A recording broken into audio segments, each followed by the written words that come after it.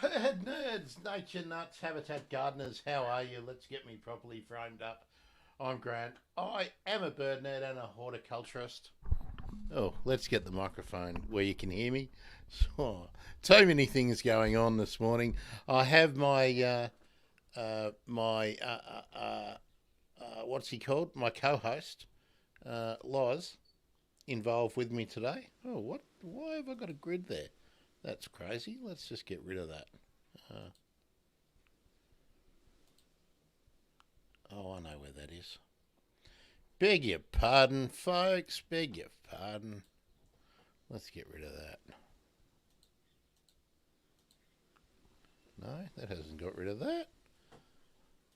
Anyway, we are going to be talking about uh, gardening and butterflies. That's the main thing today. Gee, that's terrible. Get that off. Put that on. Get that off. Why is that doing that today? Oh, I know why. There we are. There we are. That's better. Now, Loz is just up here, but he is enjoying his treats this morning. I've picked some Eremophila flowers and stuck them in some paper, toilet paper inner tubes, and he's got a whole bunch of new Callistemon citrinus flowers, and he loves them. But I'm sure he will pop in and say hello shortly. Where are you all from today? Let's have a look. The great thing about live streaming is I can see what platforms you're on. Hello, Twitter/X. Nice to see you. If you want to comment, you can, and the comments will come in and I can answer questions. That's what we're here for. Hello, YouTube. YouTube is, of course, the best place to consume the bird emergency these days. And I'd love it if you would subscribe. I've got a immediate goal of 500 subscribers, and we're inching our way towards there. Thebirdemergency.com/YouTube. Go and give that a go. And hello, Facebook. Tell us who's watching and where you're from in the comments. Always like to do that. I'm producing this show from the unceded lands of the Wurundjeri people, which is Naarm, Melbourne, Australia. And it's a hot day here. Happy earthquake too for those of you in Sydney. Happy heatwave, South Australia and New South Wales, Victoria. It's Moomba weekend, Labor Day long weekend here in Melbourne, and it's also the start of footy season, so people are out in the streets going a bit troppo. Wow, you're coming in from everywhere on Twitter. Hello. Please, someone on Twitter leave a comment. Let me see if they're working. We are on Instagram as well. And hello on Instagram. You should know on Instagram that the stream will cut after an hour. So that's why we have this warning. Breaking news. The Instagram stream only lasts for an hour. Do come in and join in on YouTube or Facebook Live if you prefer, or Twitch. But YouTube is the best. G'day, Glenn. How you going? How are things at Mount Annan? Did the earthquake wake you up, or was it a bit earlier in the evening? Glenn's part of the regular riot squad, the regular commenters. We call the riot squad, and that's because the collective noun for a group of kookaburras is a riot. I'm working on a video for that. You might have noticed that I've done a few little things with videos, but we're on the go. All right, what we're going to do today is watch a few videos about butterflies coming into the garden. I'm going to give my thoughts, and then we're going to have a look at some basic plant lists. Now, they're not all this stuff today isn't going to be about indigenous and natives, even though, as you know, that's my bag. But there are piles of plants you can find anywhere, and you've probably got half of them already, that will bring butterflies into your garden. So we'll have a look at that. Um, G'day, Peter. How are you? Over in Perth. Sorry that you've got COVID. Um, I'm getting my next booster in a week. I went down to get it the other day, but they would, apparently I can't get it from the nurse anymore.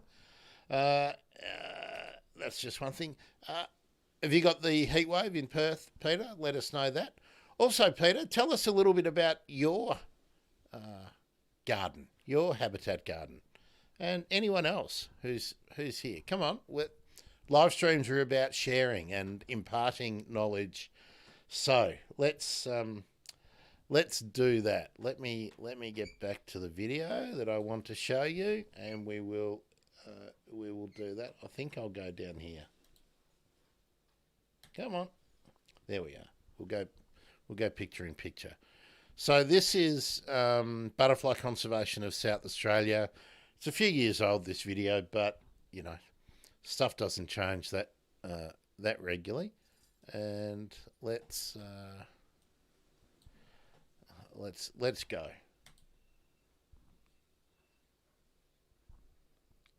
Can you there we are.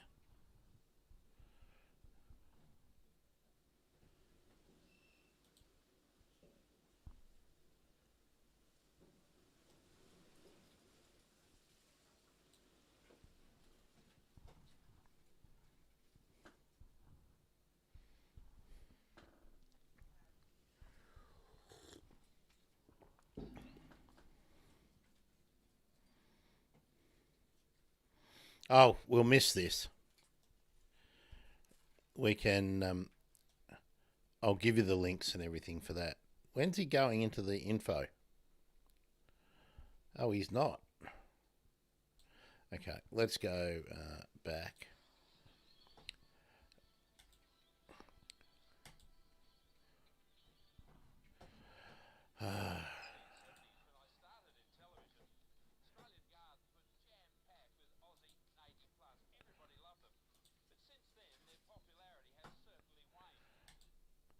Sorry about that. I hope you couldn't hear that. I was playing the wrong video. Here we go. I'll give you the South Australian Butterfly Conservation Resources in a minute. Oh, Peter has jumped in. Good on you, Peter. Very hot. You've got 10,000 metre hectare block. Does that mean, sorry, metre squared, does that mean it's a hectare? That's a hectare, isn't it? In the Perth Hills. Little bit of an orchard, native bush, and a dilapidated paddock. The dilapidated paddock is a great asset. You'd be amazed at what you would have there in terms of insect life. When you say native bush, is it remnant bush? Be really interested to know if that's remnant bush. And of course, yeah, my high school maths was right on the money there. Let's see. Oh, some extra people in on YouTube. Hello, YouTube. Peter, only a few more comments, and I'm afraid you're going to be in the riot squad. Okay, I am going to play this video. Now, this is most of the videos, the short videos that get put up on YouTube that I can play are basically ads of some sort or another. This is from Ausbreed. Ausbreed develop selected forms of native plants and release them to the commercial horticulture market, to the retail market, and to the landscape trade. And they've been concentrating on grasses and other tufting plants like Dianellas and Lomandras. And a lot of them are really, really, really useful habitat plants. So, with that being said, here's something about plants to feed butterfly larvae. Because, of course, we always think about the flowers that we need for butterflies. But you want them laying eggs and you want caterpillars in your gardens. Guess what happens if you've got caterpillars in your gardens? Who eats caterpillars? Ah.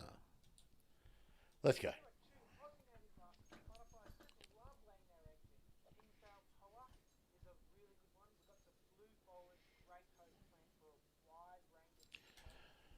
Let me just say, too, because this is a bit of an ad, any of the POAs are going to be just as good. And, well, we talked about grasses many weeks ago, but we'll do something on grasses coming up again shortly. And Peter, thanks for that comment. We'll discuss in a moment. Here we go again.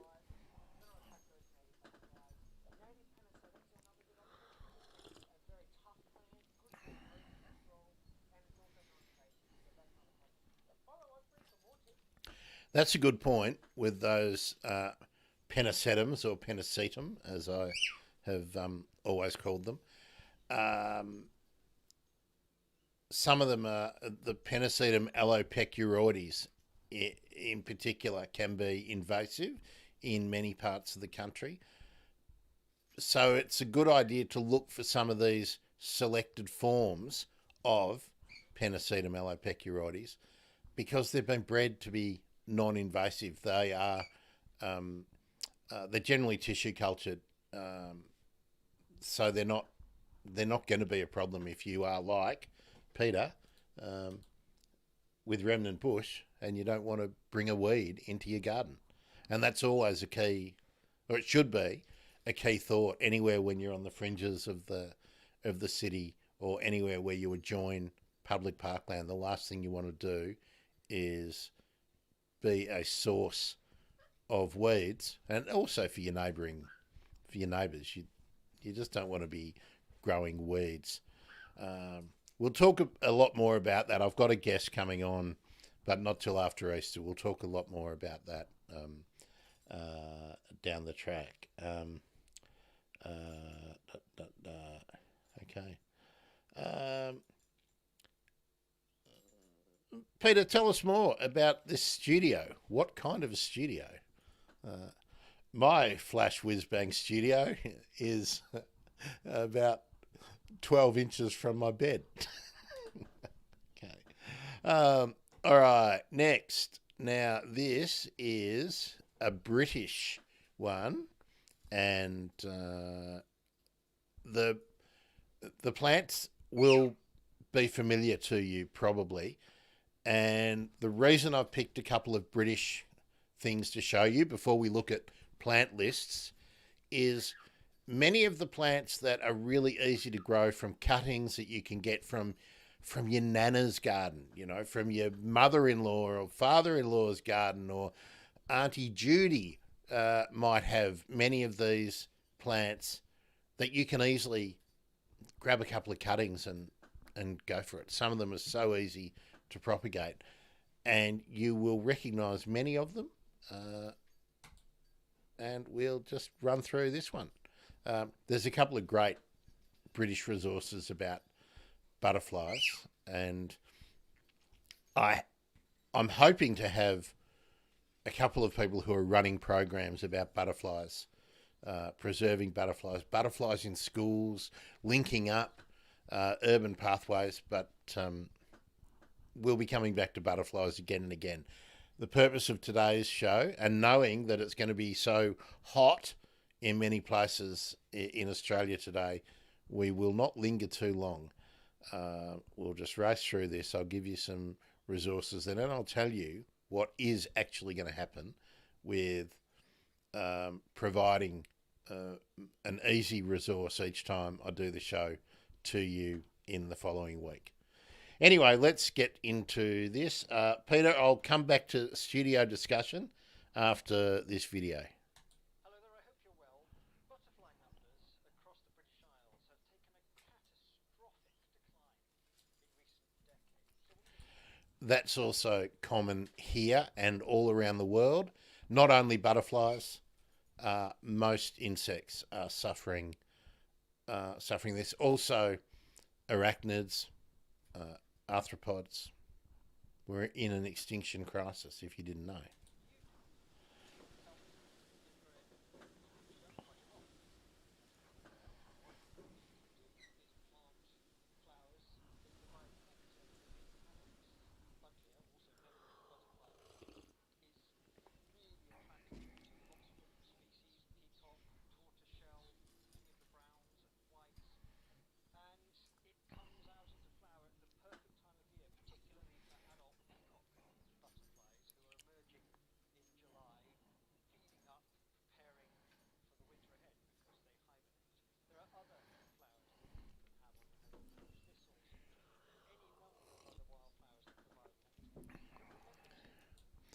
I'll just stop here because, again, from an Australian context, I want you to think that many of the weeds that that we class as weeds, thistles, dandelions, are really butterfly attracting.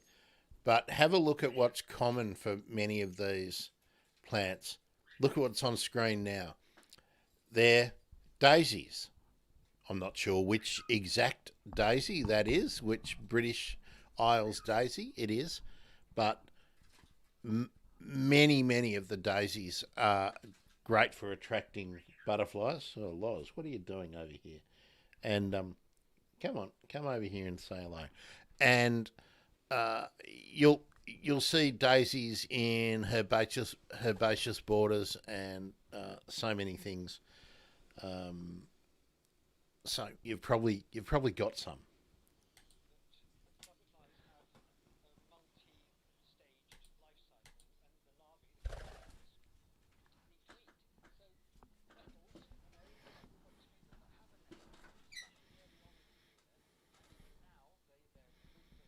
even now they're good for tortoiseshell butterflies at this time of year, but early in the year especially when the tortoiseshell and the peacock butterflies are emerging from hibernation, they're looking to mate and then lay their eggs, and they'll lay their eggs on nettles where the larvae feed. Without the larval food, you're not going to get butterflies, and that applies to other types of habitat as well. Grassland, you need to have patches of long grass to encourage other species, the skimmers, and many of the brown butterflies. Their larvae, their caterpillars eat the grasses that you keep on mowing. Same with butterflies. So leave patches of ground is a Something. Sorry for interrupting. If you were enjoying hearing Simon talk there, but one of the worst things for many species of insects is tidiness. So if you can have a patch that you can allow to be fairly wild and untidy, and that you don't run the whippersnipper or the mower over it regularly, uh, they become the havens because not only are the butterflies flying around to flowers, remember they're finding protected spaces to lay their eggs, and then the there has to be somewhere protected for butterfly cocoons or pupa to be undisturbed while the butterflies metamorphosize from caterpillars into butterflies. So the enemy of butterflies in a garden is a really strict adherence to the concept of tidiness. I encourage you not to do that. It doesn't have to be ugly, it has to be very beautiful. Leave patches of ground a little bit rough to encourage those species. What about the winter then? Well, as many of you will know, butterflies will come into our room spaces and then they get confused by central heating in houses. They wake up too early, they flutter against the window, especially peacock and tortoiseshell butterflies. But you can provide little habitats like this one. This is the butterfly barn that we produce. It's got a hibernaculum, a little place here, which is great for butterflies to tuck themselves away, but all species like lacewings. And it's got a little feeding pot here. You can produce your own butterfly nectar by Um, just a word of caution. I would prefer that people are thinking about providing food for butterflies from the plants. Um, he's talking about a British winter here, so I understand it's a little bit different. Also, that idea of where the butterflies need to shelter. Hey, if you've got plants with flaky bark and if you've got lots of crevices and things in a densely planted corner of your garden, those things will do just as well. Uh, Nature provides these holes. looking online, look at our website and see the recipe, or you can buy it. And we provide a properly balanced Yeah, yeah, yeah, yeah, yeah, yeah, yeah, yeah, yeah, yeah, yeah. butterflies and other insects. Pop this up in a sheltered spot and give your butterflies an all-round perfect habitat. Flowers for nectar, plants for the larvae, and somewhere to spend the winter. Thanks very much, Peter. That was. Oh, sorry, Simon. What am I saying? cancels. All right, there's another couple, and then we'll get into resources. Again, this is British. This one coming up. Got some useful tips. It's only about 3 minutes. Oh, more people coming in. Let's see. Oh, hello. This is great. Lots more on YouTube. Hello, YouTube. If you'd like to leave a comment, ask a question, make an observation, tell us about your garden, where you're at in your Habitat Garden journey. Are you just starting? This is what we're here for. Let's share the knowledge. And hey, wow, so many on Twitter and X. Although, let's be real, they're probably all bots, right? They're probably all Russian bots or porn bots from my experience on Twitter recently. Anyway, prove me wrong, Twitter. Leave a comment. All right. Now, another bloke that I actually like their work in the UK is Joel Ashton, and this is one of his series of videos from Wild Your Garden, and it's a really big movement in the UK, and hopefully it will become that here.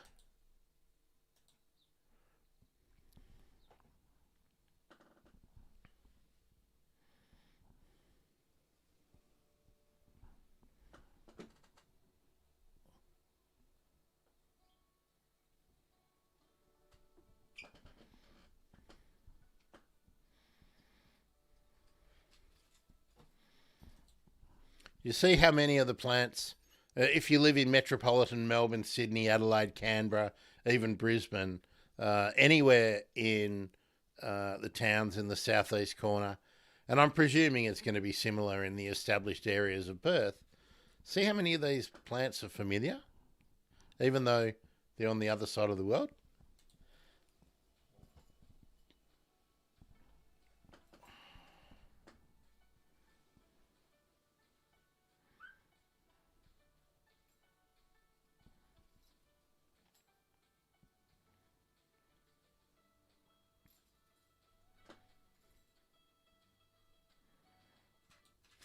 Why I like to show... Oh, Loz, what are you doing down there?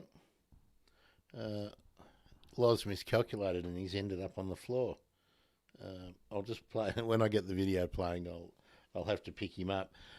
When he arrived, he was very, very weak and couldn't really fly far.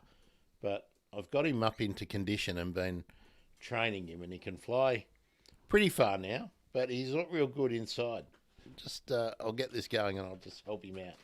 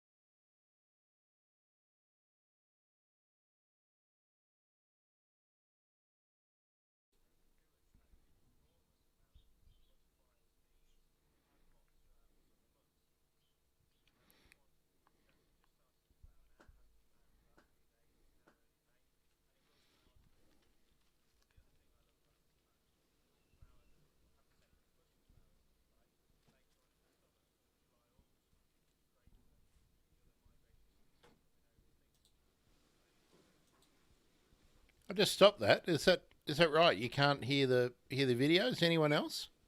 I wish you'd have told me at the first one.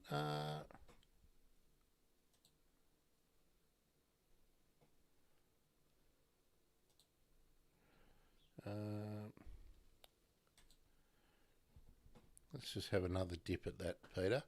I've just changed one setting here. Exactly the same as we had the other day. Let's try this one.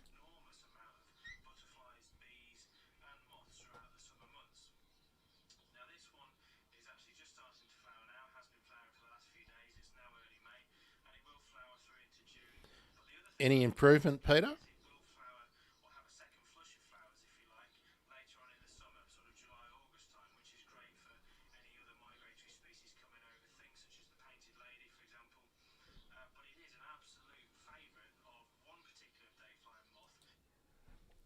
Now, what I'm going to do, Peter, is just remove that. I'm going to set it up again and just make sure.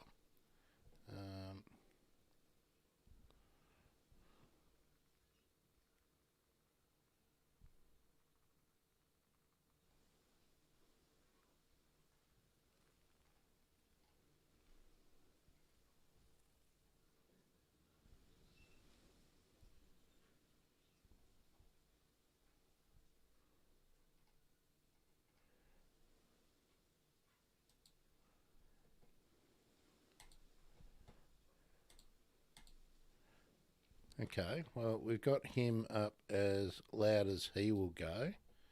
I'll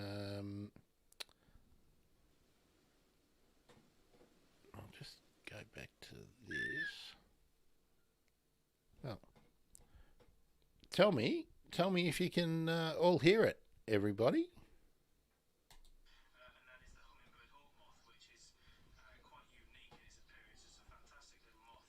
We'll bring him back to the. It will flower or have a second flush of flowers, if you like, later on in the summer, sort of July, August time, which is great for any other migratory species coming over, things such as the painted lady, for example. But it is an absolute favourite of one particular day-flying moth, and that is the hummingbird hawk moth, which is quite unique in its appearance. It's a fantastic little moth, and you can expect to find them using this flower a lot, which of course this is throughout the Mediterranean, this plant, so they're used to that as a nectar source. So hummingbird hawk moths is a good one for those. Now, I've known this plant flower in pretty dull conditions, shall we say, or dark conditions, so where it's partial shade, they are a good one as well. But it also equally, in this south-facing front garden here, it loves sort of hot bake situations. So red valerian, add it to your garden this, and I promise you, you'll be rewarded with tons of insects. Can you hear it now, Peter?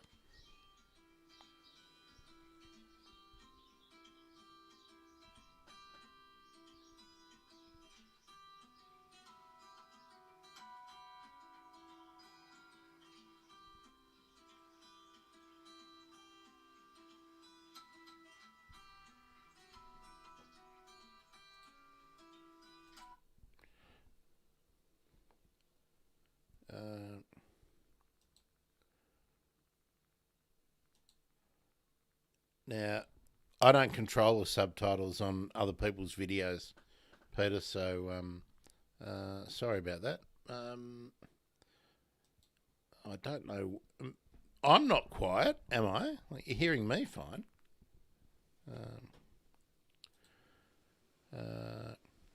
Let's see if this one, which again is an ad for, but this is the kind of really simple information that is out there. Let's give this a try. Gardens can be a brilliant place to spot butterflies. Across the year, you might expect to see as many as, get this, 20 different. Now, can you hear Chris? Now, you should be following Chris Packham on Twitter if you're on the Twitter. So I'll just come back to here. Well, Peter, that just must have been a very quiet video, and because I'm sitting right next to it, I could hear it fine. So, yeah. All right. Yeah, do check out on Twitter Chris Packham, because he promotes everything that is going on in conservation and sort of urban conservation, rewilding in the UK. Gardens can be a brilliant place to spot butterflies.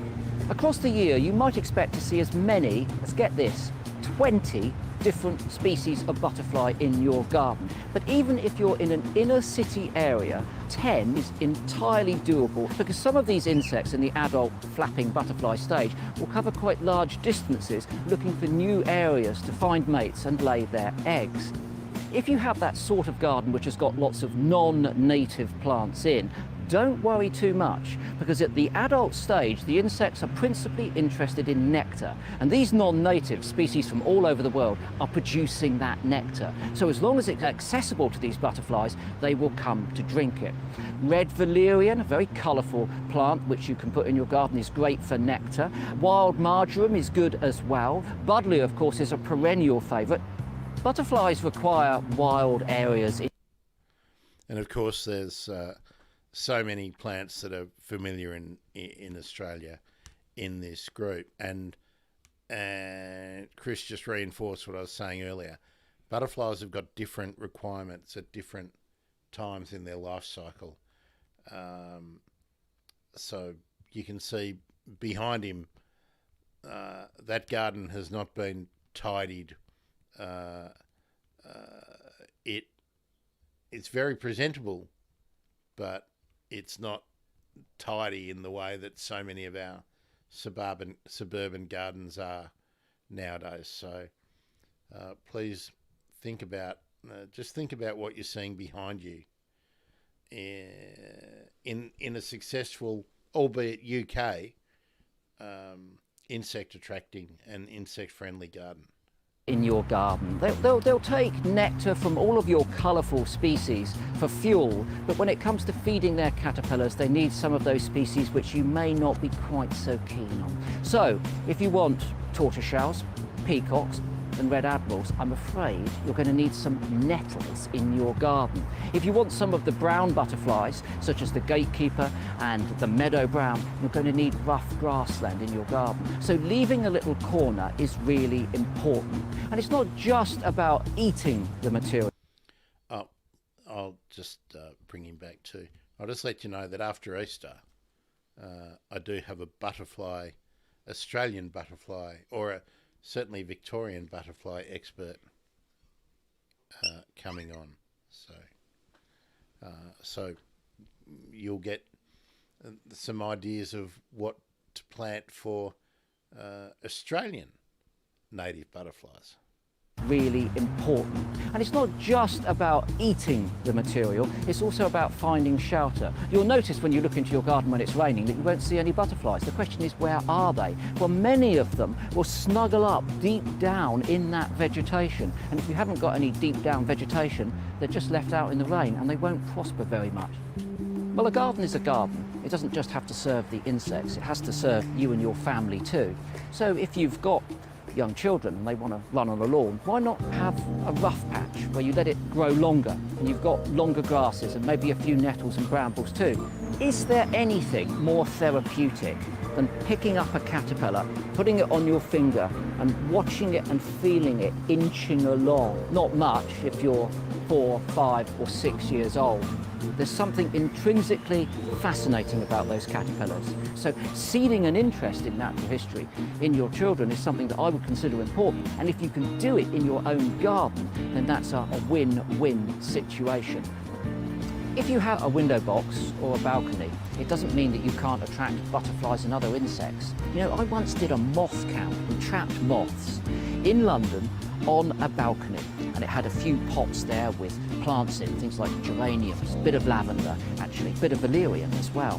And we got masses of moths, huge numbers of these insects.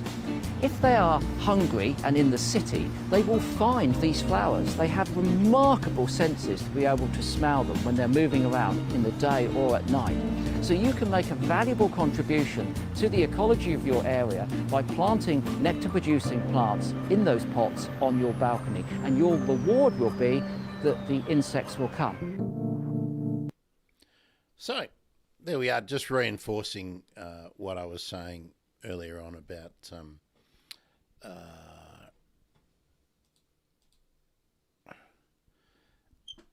leaving space for insects. Now, I am just going to. We've got a couple of things to have a look at. Sustainable Gardening Australia talking about butterflies, and I'll just quickly run through these because they're pretty much what we've already covered with the videos.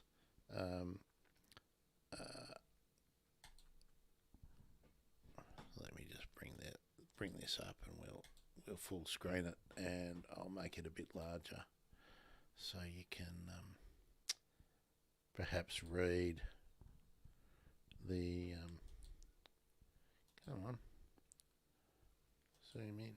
There we are. Come on. Let's do this again. There we are. So, the first thing you always need to think about, if you're constructing a new area in the garden, is going back to first principles with your design. And as Chris just noted,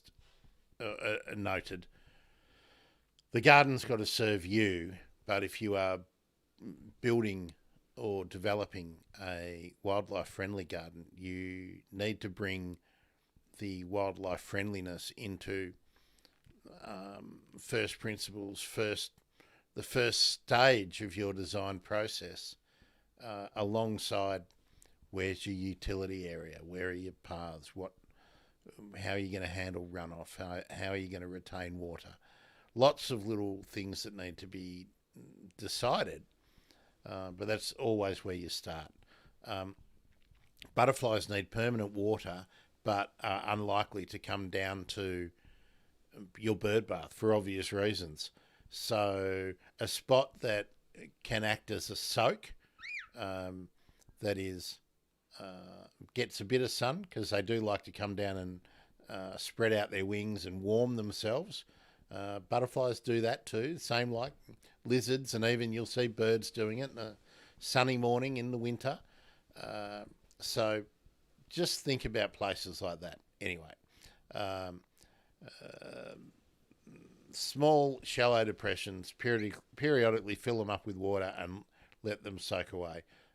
You'll have seen, I'm sure you'll have seen photos of, now that I think about it, I should have gone and found some, of butterflies hanging around on the edges of puddles. Anyway, you need to have food for them, but you need to have nectar feed for butterflies, and I think we always think about the flowers and nectar. And a point here, so many of the invasive species are really good for butterfly food.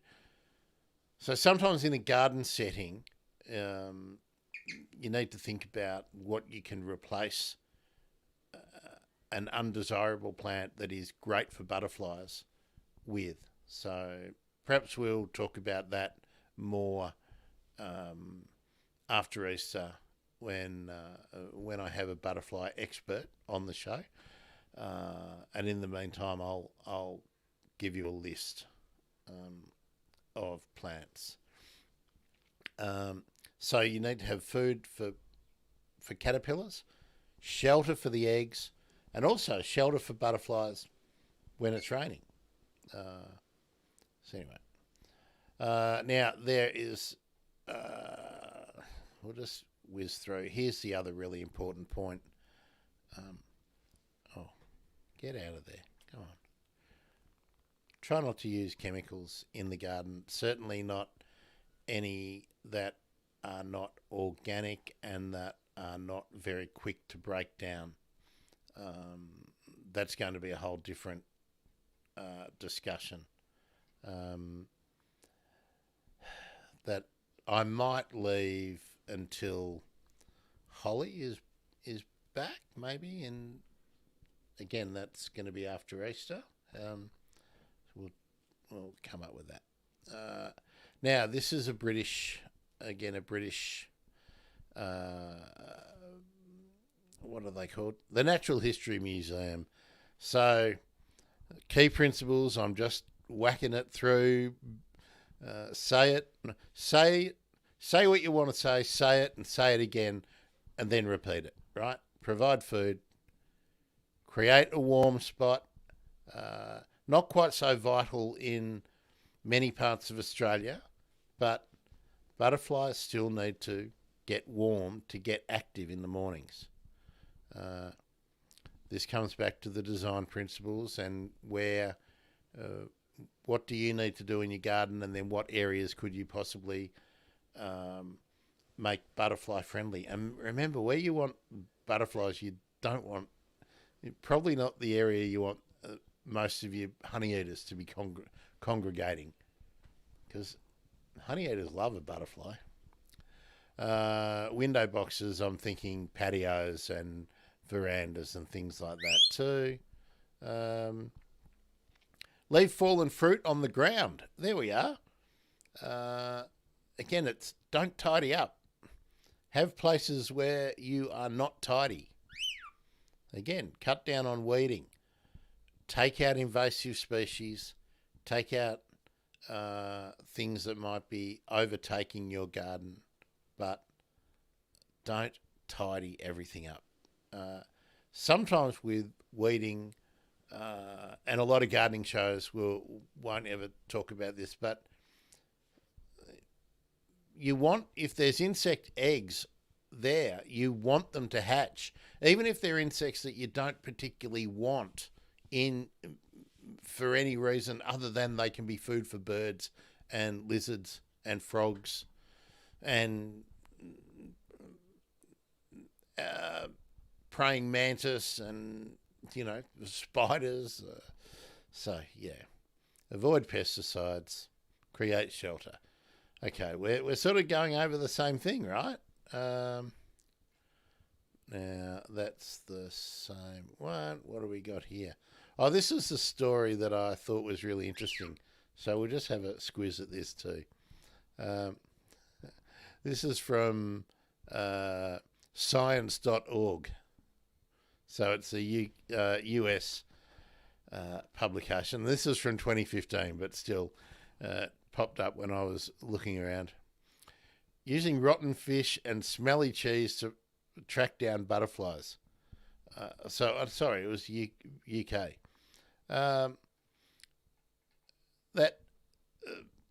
Some surprising bits of garbage, what we would think about when we're throwing things in, perhaps the compost, can attract butterflies. So the only thing I really want to say here is please have a compost, and if you can, have a heap rather than an enclosed bin.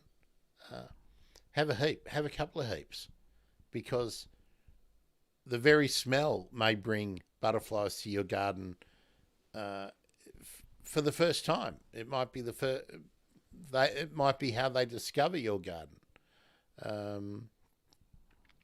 Now, I think we are.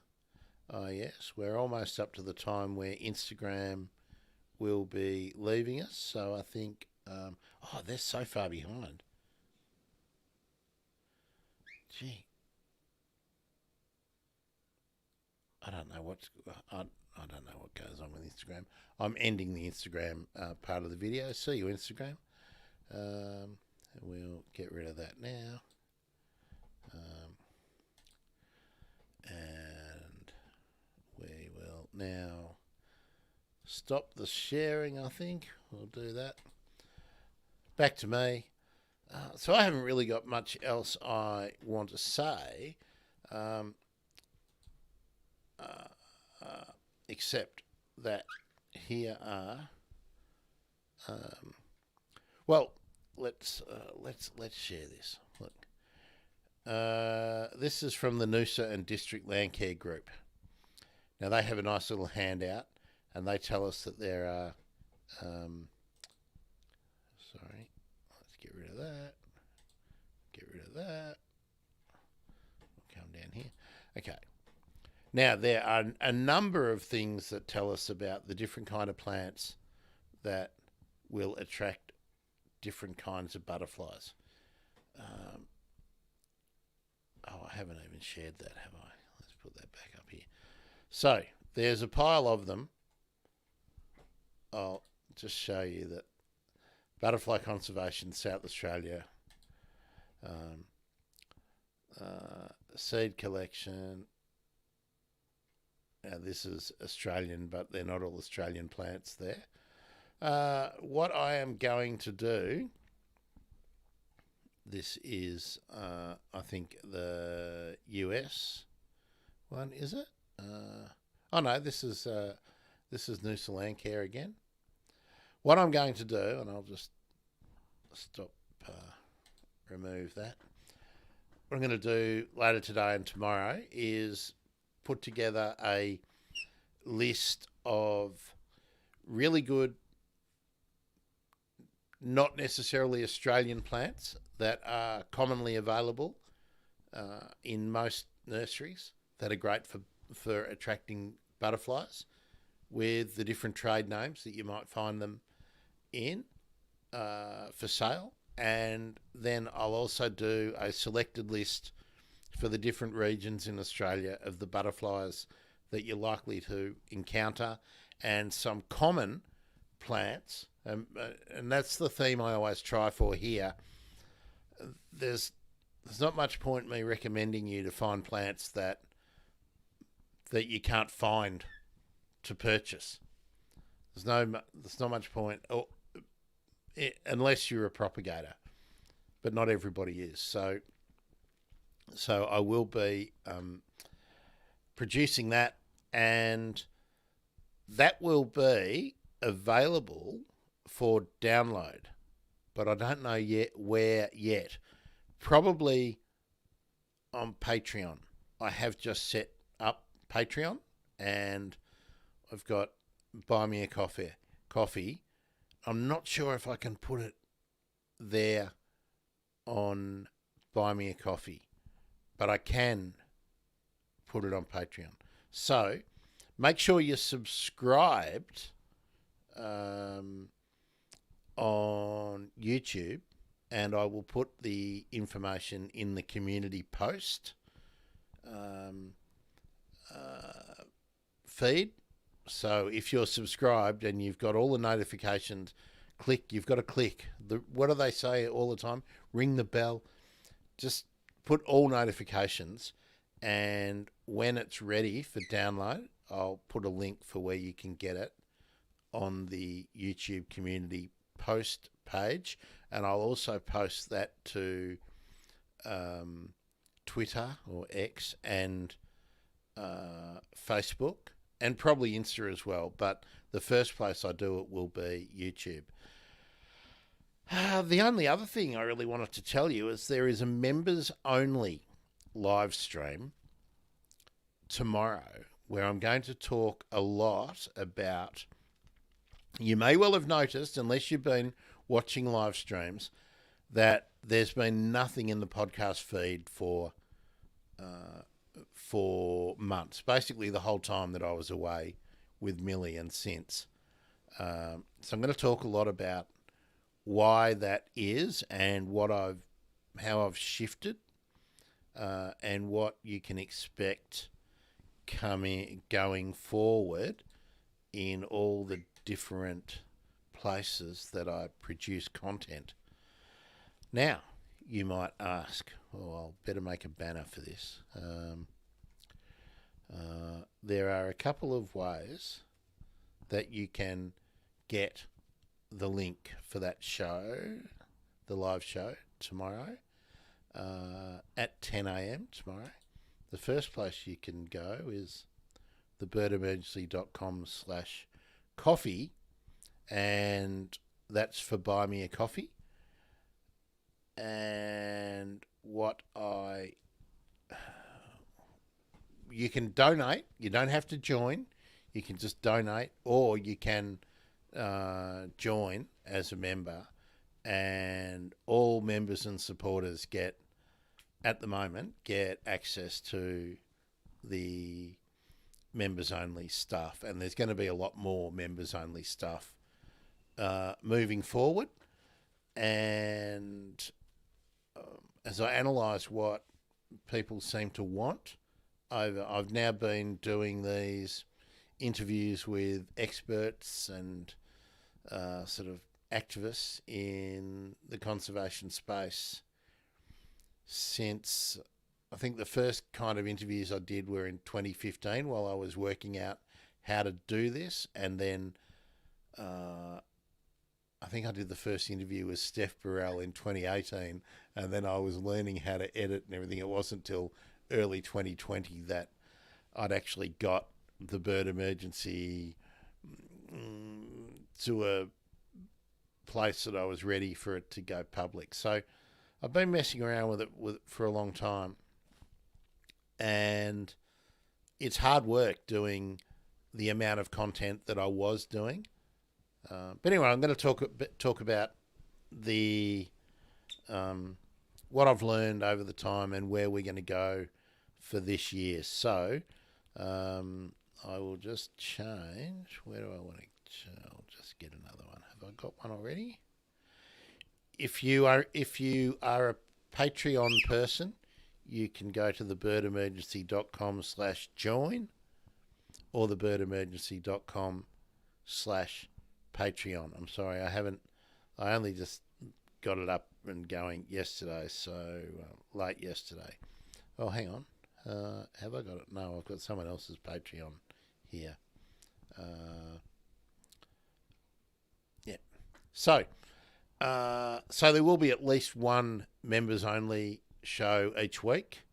But the first one is going to be tomorrow morning at 10 a.m, being a Sunday, very, very casual kind of affair. Hopefully I'll have a couple of the videos that I've been working on that'll be part of shows ongoing that I can show off. And, yeah. Oh, that lets me, that does let me show you this. I better turn the volume down a little bit, I think. If you've got headphones on, just turn your volume down a little bit. I overdid it with this video, but I'll show you this. I was working on this last week. If you were here last week, you would have seen the one that was too long and without a soundtrack.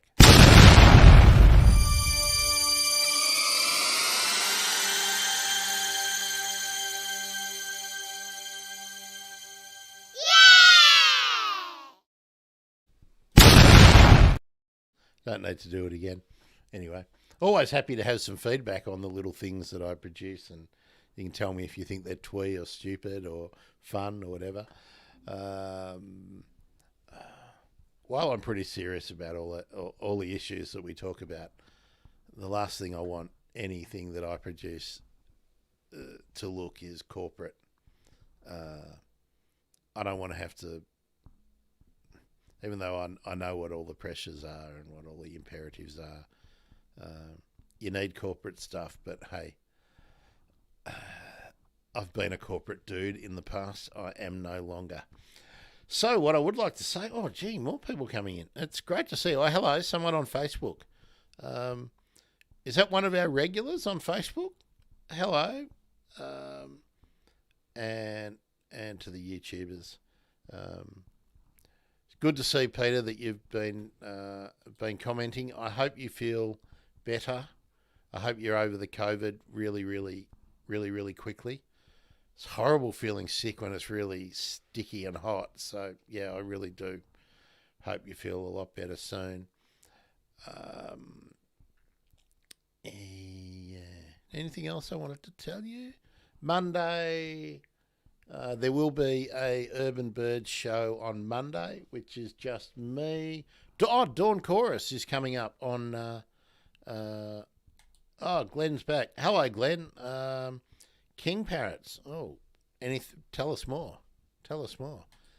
I really need to swap the screen I put the show on, don't I, so that I'm not always looking over. Maybe I'll change the camera. Dawn Chorus is on Thursday. Later today, I'm working on the Dawn Chorus explainer video that just shows how easy it is to record your own Dawn Chorus and submit it. So we'll get that out, and then Saturday again, Habitat Gardening. We're in that run up to Easter, aren't we? So, and yeah. Anyway, that's it. That's it today. go off and stay cool if you're in the heatwave part of Australia. If you're somewhere else in the rest of the world, I want to know about it. I want to talk about the issues and the strategies that you are using to encourage wildlife into your garden. And if you're having any particular challenges or you want some tips or hints, let us know. Let us know. Small family of king parrots up at Mount Annan today. Eastern yellow robin, fantastic. One of the best birds, of course. Looking for the owlet nightjar. Okay. Well, Glenn, I hope it's not too hot out in the garden. Shroom Saturday. You know what, Glenn? You should send me your shroom every Saturday. And when I do the Sunday show, or even on the Monday show, I can just feature your shrooms. Maybe people will get a better appreciation of shrooms. If you haven't checked out the episode of Photography Friday that Glenn did with me as my guest, I recommend that you do. And the Habitat Gardening episode where Glenn let us examine what he's doing in his garden. Definitely have a look at that. And yeah, I think we should do shroom shots. Send them to me on a Saturday, and I'll feature them on a Sunday. If you identify the shroom, maybe I can do a short about the shroom. That would be fun. Actually, that would be fun. That would be fun. Let's get shrooms. Let's get shrooms onto TikTok, Glenn. I like that idea. Folks, yeah. Before I go, do you pay attention to the first seen and heards that I started and that people like Deb on Twitter are carrying on? I think she's putting them up on Facebook as well. Do you pay attention?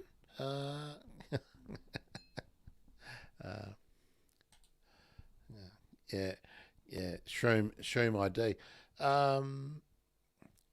Glenn, I think we could just Google Lens. Isn't that what we could do with that?